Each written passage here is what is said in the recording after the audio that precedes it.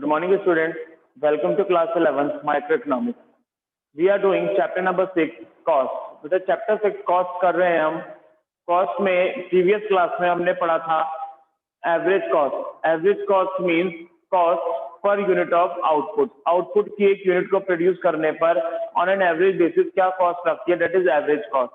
Average cost हमने कहा था average cost is equals to total cost divided by Q. Total cost को अगर क्यू से डिवाइड कर देंगे तो वो एवरेज कॉस्ट मिल जाएगा. मींस जब कभी भी टोटल को आप क्वांटिटी से डिवाइड करोगे तो वो कन्वर्ट हो जाता है ए में, एवरेज में. Another formula was average cost is equals to average fixed cost plus average variable cost. Average fixed cost और एवरेज वेरिएबल कॉस्ट होता है. एवरेज फिक्स्ड कॉस्ट कल हमने पढ़ लिया था.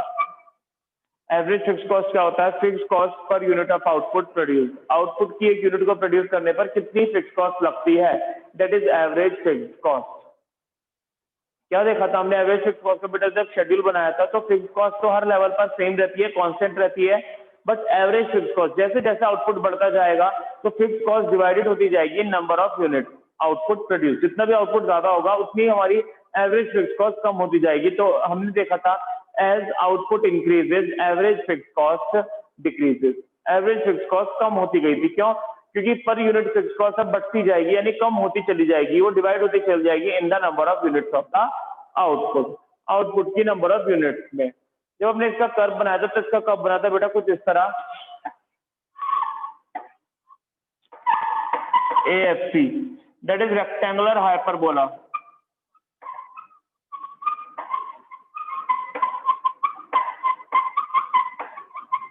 इसकी शेप कैसी थी बेटा? रेक्टेंगुलर हाइपरबोला शेप थी इसकी. क्यों कहते हैं इसे रेक्टेंगुलर हाइपरबोला? क्योंकि आउटपुट बढ़ने के साथ साथ एवरेज फिक्स्ड कॉस्ट क्या होती जा रही है? कम होती जा रही है. तो that was the concept that we have discussed और already discussed in our previous lecture. Previous lecture में बेटा हमने इतना डिस्कस कर लिया था. Moving further, today we are going to discuss the concept of average variable cost. आज बेटा कौन सा कॉन्सेप्ट पढ़ेंगे?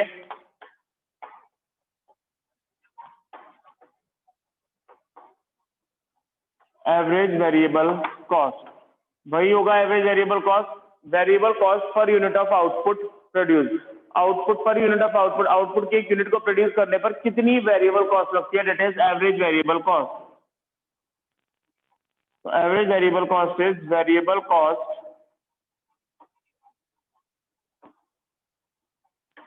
पर unit of output produce. Output की एक यूनिट को प्रोड्यूस करने पर कितनी वेरिएबल कॉस्ट लगेगी, that is average variable cost. कैसे कैलकुलेट करोगे? Average variable cost ABC is equals to total variable cost divided by Q. जब कभी भी हमें एवरेज निकालना होता है तो हम P को डिवाइड कर देते हैं बेटा किससे? Q से. न्यूमेरिकली देखते हैं इसे शेड्यूल के साथ.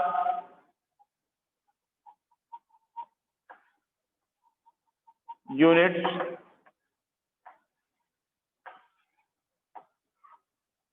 0 1 2 3 4 5 6 7 and 8. 8 यूनिट्स तक बेटा हमने इसे बनाया है. Variable cost, variable cost fill करेंगे.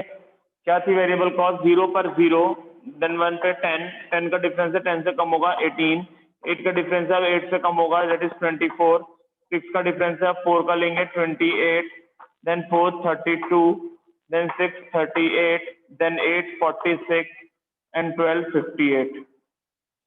That is variable cost. Next, average variable cost. Average variable cost find करेंगे. 0 से 0 divide dash, 10 divided by 1 is 10, 18 divided by 2 9, 24 divided by 3 8, 28 divided by 4 7, 32 divided by 5 6.4, 38 divided by 6 6.3, 46 divided by 7 6.5 and 58 divided by 8, 7.25। तो ये निकल गई बेटा हमारा average variable cost. अगर देखें तो एवरेज वेरिएबल कॉस्ट पहले डिक्रीज हो रही है, देन इंक्रीज होगी, यानी यू शेप बनेगा। कोई भी कर्व जब पहले डिक्रीज और इंक्रीज होगा तो वो यू शेप होगा, पहले इंक्रीज नीचे आएगा फिर ऊपर जाएगा। देखते हैं कैसे।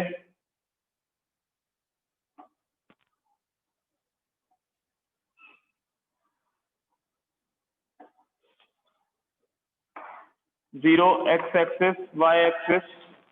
एक्स एक्सिस पर बेटा मार्क करोगे यूनिट और वाई एक्सिस पर मार्क करोगे आप AVC, average variable cost.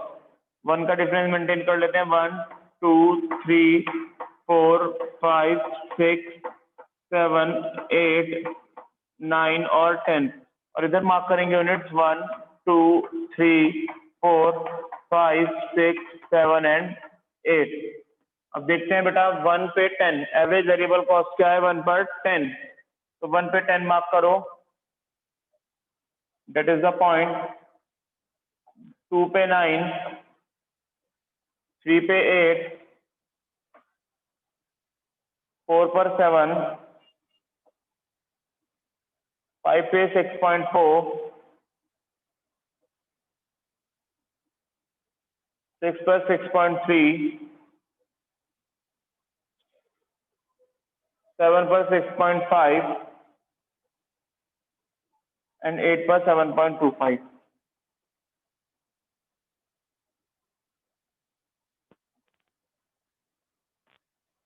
Join करेंगे बेटा सभी पॉइंट्स को।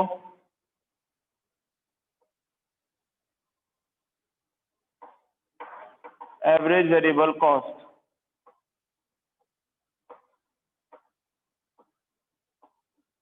देखो बेटा कैसा बना ये यू शेप, थोड़ा सा फ्लैटर है, बिल्कुल स्टीपर नहीं है, थोड़ा सा दूर जाके बन रहा है यू शेप। दूर इसलिए जाएगा क्योंकि इनिशियल स्टेजेस में ओरिजिन के पास एवरेज फिक्स कॉस्ट होता है। Average fix cost initial stages में ओरिजिन के पास होगा, इसलिए ये थोड़ा सा दूर रहेगा। नेक्स्ट बेटा अगर देखें इसके फीचर्स, तो क्या फीचर्स हैं इस कर्व में। एबीसी इज यू शेप, कैसी शेप है इसकी, U shape. As output increases, जैसे जैसे आउटपुट इंक्रीज हो रहा है एबीसी फॉल हो रहा है because of increasing returns. Increasing returns की वजह से वेरिएबल कॉस्ट, वेरिएबल कॉस्ट तो बेटा वही कॉस्ट है ना टोटल में जिसका चेंज होता है। टोटल कॉस्ट जब आप देखते हो तो टोटल कॉस्ट आपको बढ़ती हुई दिखाई देती है, बट पहले डिमिनिशिंग रेट से बढ़ती है फिर इंक्रीजिंग रेट से बढ़ती है। तो इसलिए वेरिएबल कॉस्ट पहले फॉल हो रही है कि आउटपुट बढ़ने की वजह से, क्योंकि रिटर्न्स कैसे आते हैं, प्रोडक्शन फंक्शन से रिलेट करो, इंक्रीजिंग रिटर्न्स आते हैं, इसलिए ज्यादा खर्चा करने की जरूरत नहीं होती। फिर उसके बाद ये मिनिमम पर पहुंच जाती है and then finally average variable cost start कर देती है इंक्रीज होना बिकॉज डिमिनिशिंग रिटर्न्स। रिटर्न्स कैसे होने शुरू हो जाते हैं, डिमिनिश।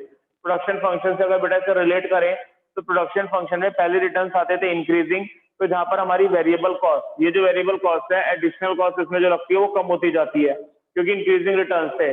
देन जब रिटर्न्स डिमिनिश होने शुरू हो जाते हैं तो एडिशनल कॉस्ट ज्यादा लगने लग जाती है। तो इसी वजह से वही अफेक्शन आ रहा है कि इसमें एवरेज वेरिएबल कॉस्ट में एवरेज वेरिएबल कॉस्ट सबसे पहले इनिशियली डिक्रीज होती है इंक्रीजिंग रिटर्न्स की वजह से, फिर अपने मिनिमम पे जाती है, देन इंक्रीज होना शुरू हो जाती है बिकॉज ऑफ डिमिनिशिंग रिटर्न्स। तो that's the concept of average variable cost. ये था बेटा हमारा एवरेज वेरिएबल कॉस्ट का concept. Next we have average cost, average variable cost and average fix cost on a single diagram. अगर एक single diagram पर बनाना चाहे तो कैसे बना पाएंगे।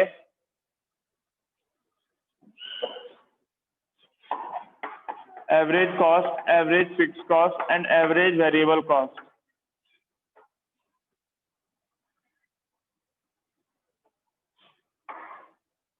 X axis, Y axis, units, average cost, average fix cost और एवरेज वेरिएबल कॉस्ट। बेटा आप इसे लेबलिंग करके बना सकते हैं क्योंकि आपके पास सारे शेड्यूल्स अवेलेबल हैं, इसलिए एवरेज कॉस्ट का भी शेड्यूल आपके पास है, एवरेज फिक्स कॉस्ट का भी शेड्यूल आपके पास है, एवरेज वेरिएबल कॉस्ट का शेड्यूल अभी हमने बनाया था वो भी आपके पास है। सबसे पहले बनाओ average fix cost. Average fix cost कुछ ऐसे बनेगा,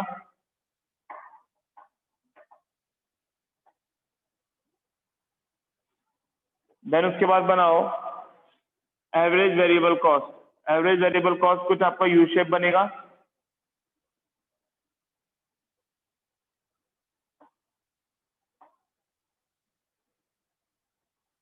कुछ इस तरह। और देन बनाओ बेटा एवरेज कॉस्ट। एवरेज कॉस्ट कुछ ऐसे बनेगा।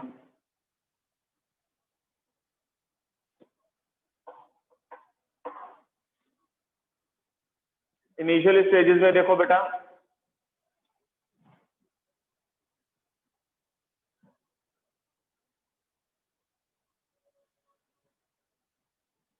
एवरेज कॉस्ट ये हो गया, एवरेज वेरिएबल कॉस्ट इधर से आ गया, और एवरेज फिक्स कॉस्ट इधर से हो जाएगा।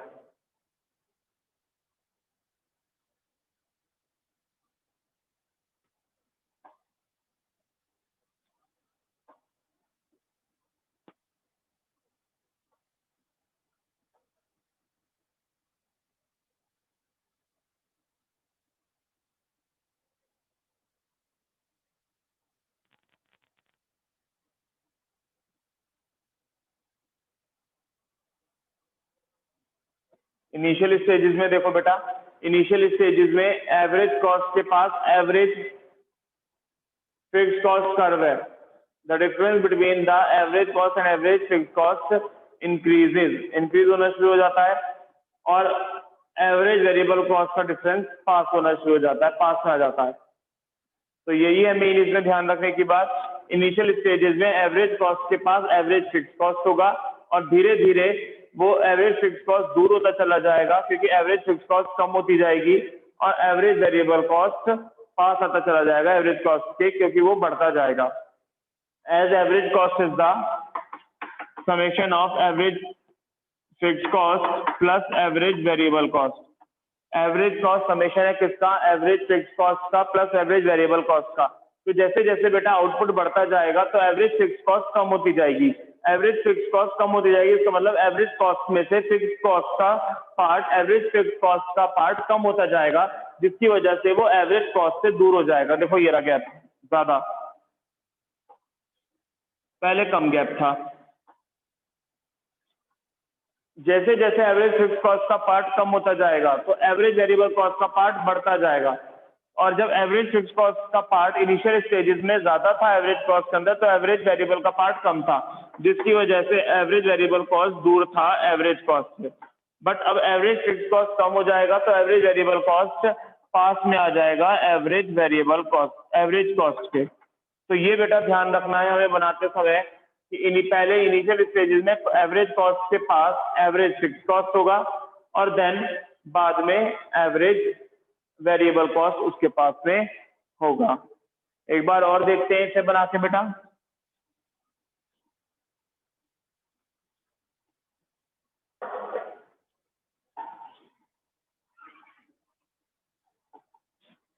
Origin X axis, Y axis, x axis पर मार्क करो यूनिट्स, वाई एक्सिस पर मार्क करो average cost, average fix cost और एवरेज वेरिएबल कॉस्ट। पहले एवरेज कॉस्ट बना लो। सपोज ये आपका एवरेज कॉस्ट है, इनिशियल स्टेजेस में एवरेज फिक्स कॉस्ट पास में होगा, फिर दूर होता चला जाएगा, that is average fix cost. Average variable cost कुछ यहां से बना लो,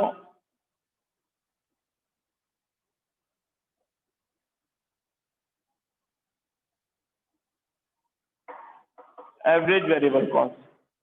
तो देखो बेटा, average fix cost initial stages में पास में था एवरेज कॉस्ट के, फिर दूर हो गया एवरेज कॉस्ट से, क्योंकि एवरेज फिक्स कॉस्ट पहले ज्यादा होती है फिर धीरे धीरे कम होती जाती है, तो उसका मतलब उसका पार्ट कम हो जाता है। एवरेज वेरिएबल कॉस्ट पहले दूर था, क्योंकि एवरेज वेरिएबल का पार्ट कम था, धीरे धीरे वो पास में आ गया, क्योंकि अब उसका पार्ट ज्यादा हो गया। तो that is the concept of average cost plus average fix cost plus average variable cost in a single diagram. अगर एक सिंगल डायग्राम तो बनाना चाहें तो वो कुछ इस तरह से बनेगा। सिमिलरली ऐसे ही बेटा हमने बनाया था टोटल कॉस्ट में, total cost, total variable cost और total fix cost on a single diagram. एक ही डायग्राम पे बनाया था, एक ही ग्राफ पे बनाया था। तो ये इंपॉर्टेंट है ध्यान रखेंगे तीनों शेप यू शेप नहीं है, सिर्फ एवरेज कॉस्ट और एवरेज वेरिएबल कॉस्ट ही यू शेप है, बाकी the shape of average fix cost is rectangular hyperbola. Rectangular hyperbola की शेप ही कैसी होती है? रेक्टेंगुलर हाइपरबोला किसकी शेप होगी बेटा? एवरेज फिक्स कॉस्ट कर्व की शेप होगी। तो ये था average cost, average fix cost plus average variable cost in a single diagram. Next we have the concept of marginal cost.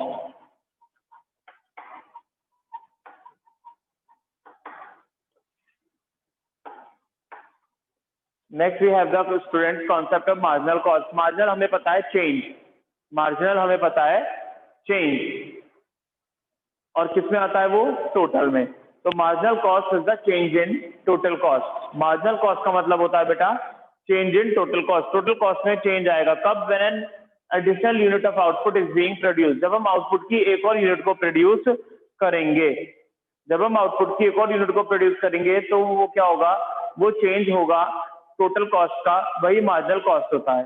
दूसरी चीज बेटा हमें पता है total cost is the summation of fix cost और variable cost. Total cost summation है fix cost का और वेरिएबल कॉस्ट का। फिक्स कॉस्ट कांस्टेंट रहती है, वेरिएबल कॉस्ट चेंज होती है। तो इसका मतलब क्या हुआ बेटा कि टोटल कॉस्ट जो भी चेंज हो रही है वो चेंज हो रही है just because of the variable cost. Total cost में जो चेंज है वो किसका चेंज है? वेरिएबल कॉस्ट का। इसका मतलब वेरिएबल कॉस्ट जो है वो रिफ्लेक्ट करती है मार्जिनल कॉस्ट को। वेरिएबल कॉस्ट किसे रिफ्लेक्ट करती है बेटा? मार्जिनल कॉस्ट को। ध्यान रहेगा। Is it clear to all of you? दोबारा सुनो एक बार। मार्जिनल का मतलब होता है चेंज, तो मार्जिनल कॉस्ट का मतलब हुआ चेंज इन कॉस्ट। कौन सी कॉस्ट? टोटल। तो हमेशा चेंज आता है टोटल में, तो marginal cost is the change in total cost. Marginal cost का मतलब है change in total cost. Total cost में चेंज आना कब? When an additional unit of output is produce. जब आउटपुट की एक और एडिशनल यूनिट प्रोड्यूस करेंगे या प्रोड्यूस होगी तो जो भी चेंज आएगा टोटल कॉस्ट में, that change is known as marginal cost. तो मार्जिनल कॉस्ट का बेटा फॉर्मूला होता है हमारे पास, marginal cost of N is equal to total cost of N minus total cost N minus one. हमें जिस भी लेवल की मार्जिनल कॉस्ट चाहिए उस लेवल का टोटल कॉस्ट लो और उससे एक लेवल पहले वाले की टोटल कॉस्ट माइनस कर दो तो पता चल जाएगा मार्जिनल कॉस्ट या चेंज इन टोटल कॉस्ट। दूसरी चीज बेटा total cost is the summation of fix cost and variable cost. Total cost किसका समेशन है? फिक्स कॉस्ट और वेरिएबल कॉस्ट का। फिक्स कॉस्ट कैसी रहती है? सेम। फिक्स कॉस्ट कैसी रहेगी? सेम रहेगी। और चेंज कौन सी कॉस्ट होती है? Variable cost.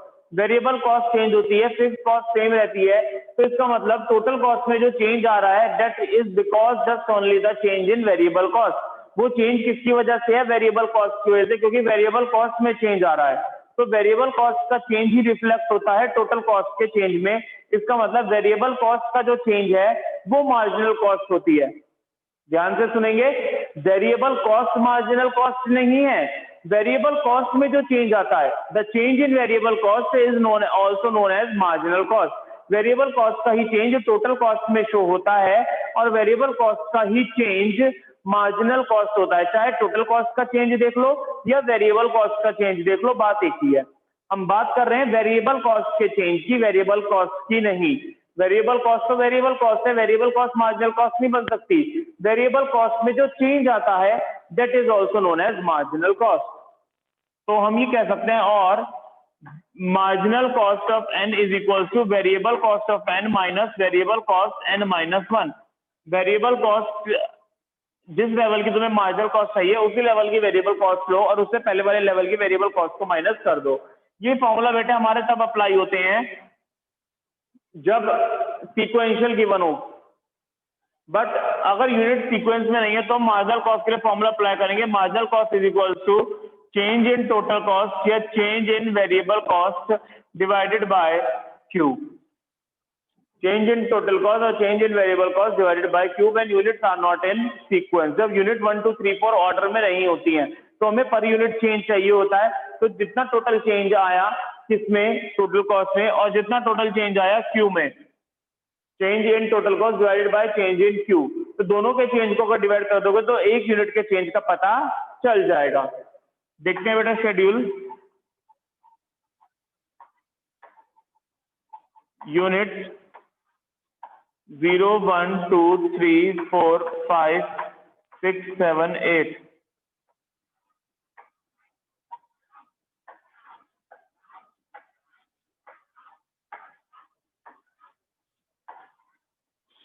वेरिएबल कॉस्ट सभी को पता है, निकाली थी। 0 पे 0, 1 पे 10, 10 का चेंज आएगा 8 का, तो 18, देन 6 का 24, 28, 32, देन 6 का चेंज 38, देन 8 46, देन 12 58। तो ये थी बेटा वेरिएबल कॉस्ट।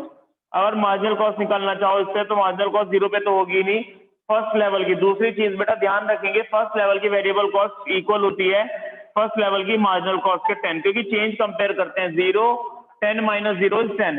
तो ध्यान रखेंगे at first level of output variable cost is equal to marginal cost. Variable cost marginal cost के इक्वल होती है फर्स्ट लेवल पे, और 0 लेवल पे फिक्स कॉस्ट इक्वल होती है टोटल कॉस्ट से। तो 0 लेवल पर total cost is equal to fix cost and first level marginal cost is equal to variable cost. Second देखें वेरिएबल कॉस्ट बेटा, 18 minus 10 8, 24 minus 18 6, 28 minus 4 24 4, 32 minus 28 4, 38 minus 32 6, 46 minus 38 8 and 58 minus 46 is 12। तो ये बन गई बेटा आपकी मार्जिनल कॉस्ट। अगर इसी से ही कर्व बनाए तो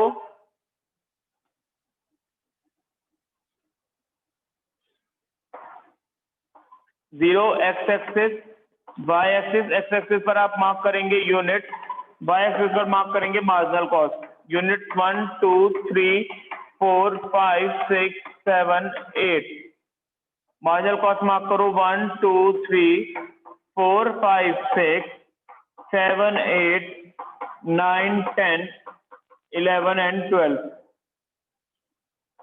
मार्जिनल कॉस्ट कितनी है बेटा, 1 पे 10, 1 पे मार्क करो 10, 2 पे 8, 3 पे 6, 4 पे 4, 5 पे 4, 6 पे 6, 7 पे 8 एंड 8 पर 12। जब बेटा ड्रॉ करोगे इसे कुछ इस तरह ड्रॉ होगा आपका।